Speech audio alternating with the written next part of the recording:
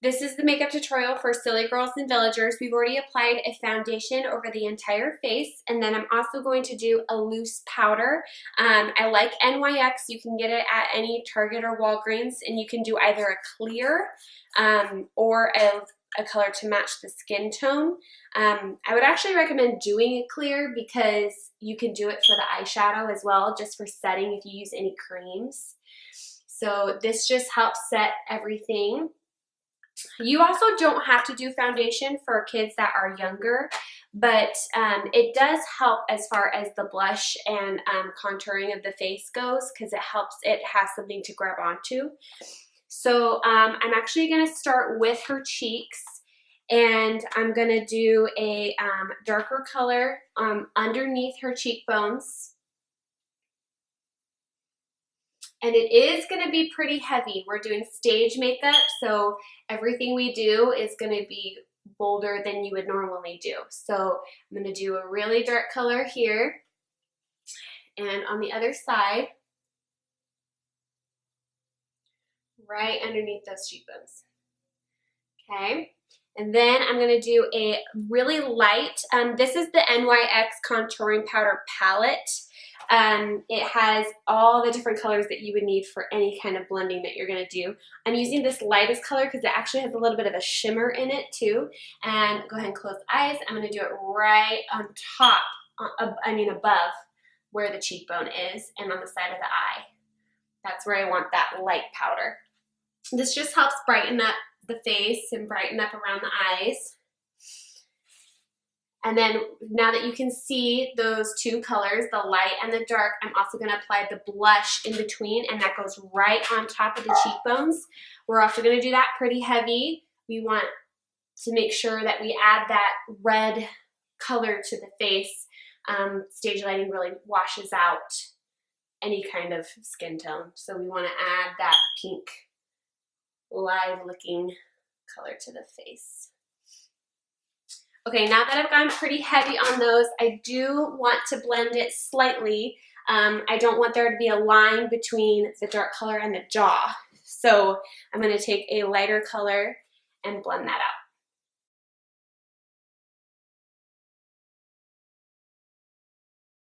out. Okay, I'm also going to add one more dark color to each side of her nose. It just helps deepen the face.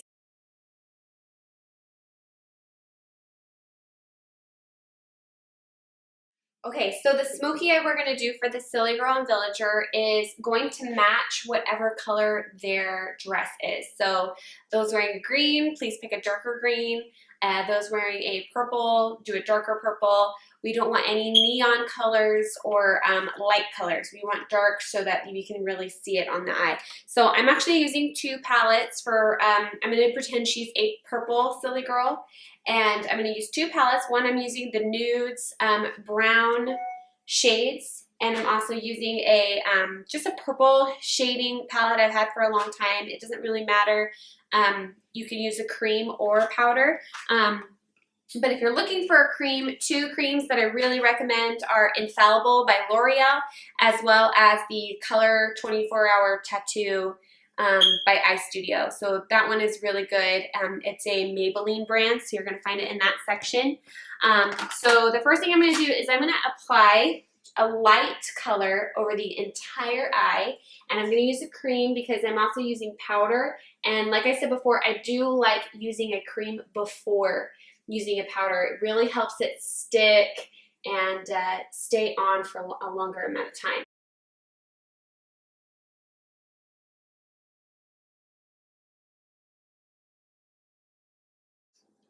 Okay, so after that's applied, I'm going to do my light color first, and it may seem strange, but we're actually going to do a light color before and a light color after.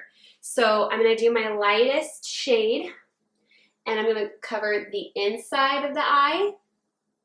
The inside half is going to be all light. And then you're going to notice on your papers, I am talking about a white dot on the inside and on the outside of the eye. And you can use a white eyeliner pencil, or you can use just your finger and some white eyeshadow. But I usually do that at the end. I'll show you kind of what I mean now, but I usually do that at the end because we're going to use some dark powders and those areas can get covered up. But this is kind of the area that I mean. So I'm going to go ahead and apply it now so you can see kind of where it is. And it's a little bit on the outside of the eye because that dark foundation is going to go all the way around. So it's got to be a little bit on the outer side. So I'm going to do the other eye.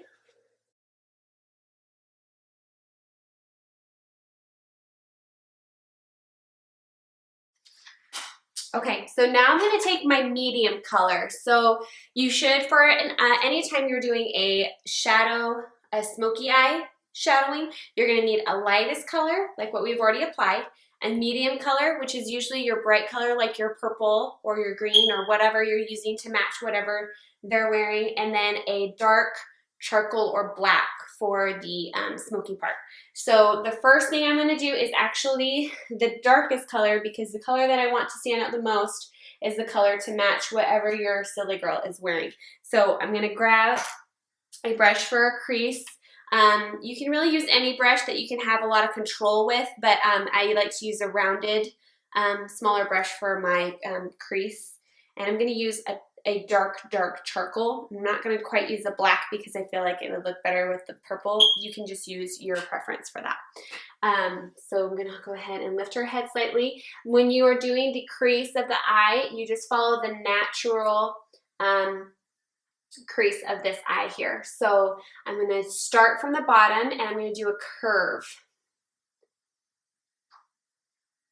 If you get any loose powder that falls down, it's okay. You can clean it up with a cotton swab right after. That really tends to happen with any kind of powder. You'll have loose that kind of falls down below the eye, but don't try to smudge it off because then you're just going to drag that color across the face. Okay, the other tip about doing the crease is you want to follow the natural line of the eyebrow as well and go pretty high. Not high enough to where you can't see any of that lightness below the eyebrow, but pretty high because when she opens her eye, a lot of this area isn't going to be seen, and it just helps to make these eyes more dramatic. Okay, so there's my crease. Go ahead and open the eye. You can see where it ends, and we are going to shade that in a little bit better later. But I'm going to do the other eye now.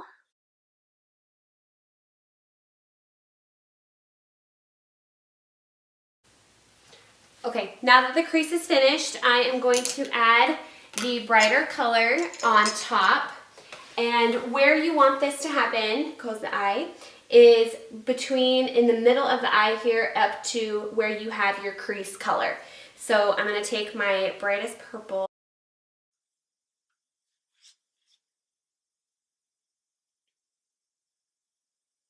And you may need to go pretty heavy on that so that it really, really stands out. If you're using a cream, you probably won't have to use quite as much.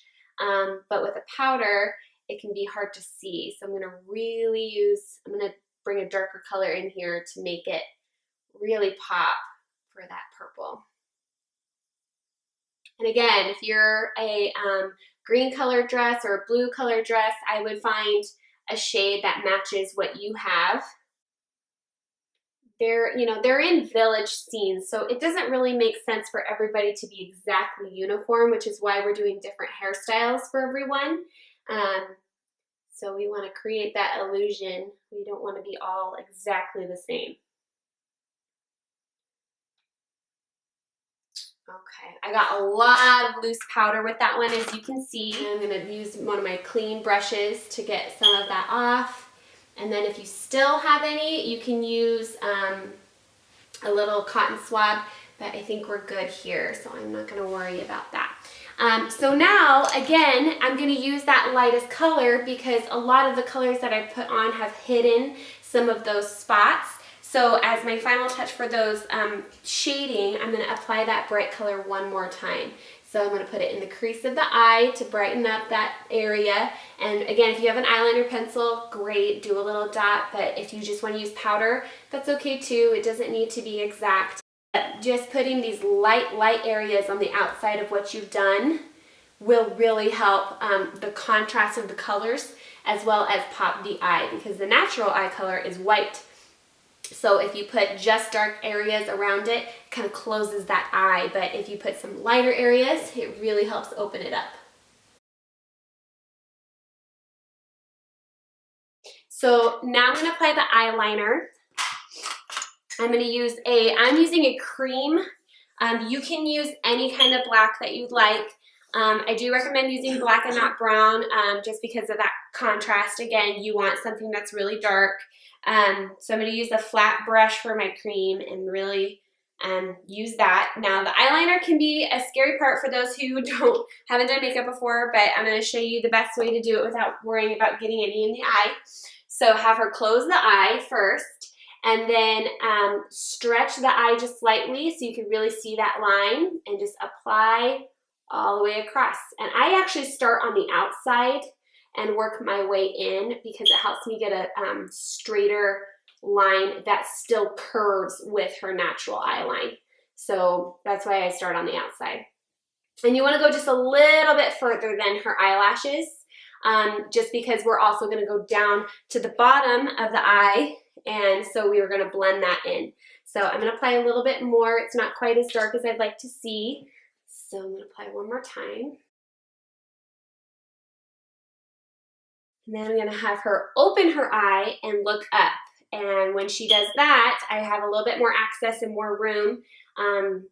So I'm going to pull down the eye just a little bit and apply at that line of the eyelashes.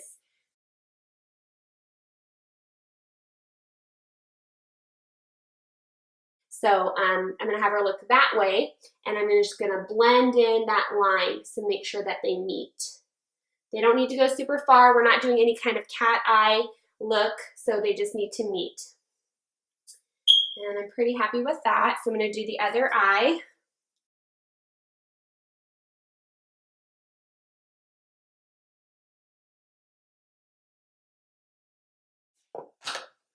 Okay, and again, I'm going to use my clean brush to just brush away any other excess eyeliner, powder, anything like that.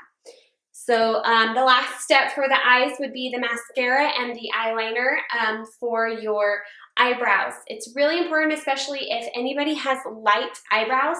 Eyebrows play a huge part of facial expressions for musical theater, so we want them seen from way back far in from the stage.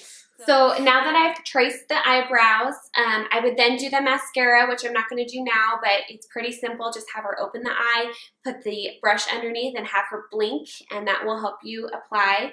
And then also do the under lashes as much as you can. Those lashes also help being seen with facial expressions. What I'm going to do now is the lipstick. One thing that I found is that I had trouble finding our Smoky Rose, so I found another color that's similar that I like. It is still Revlon. It is number 130, and it's Rose Velvet. It's pretty close. It's got a little bit more pink, but I like it, and it would be fine. So I am going to apply this pretty heavily and just have you loosen the lips here. And it's a good shade because it's a good color. It just adds a little bit of pink without being too red. The red lipstick just doesn't make sense for what we're doing for these girls. So we're just going to do a shade of pink. Go ahead and rub. Okay, and then any areas, I would just clean that up. And then the last step for the lips is I'm going to go ahead and apply a lip liner that matches the color we used. Just to exaggerate that lip line. And that is the makeup for the Silly Girls and Villagers. I'll give you a close-up and that will be done.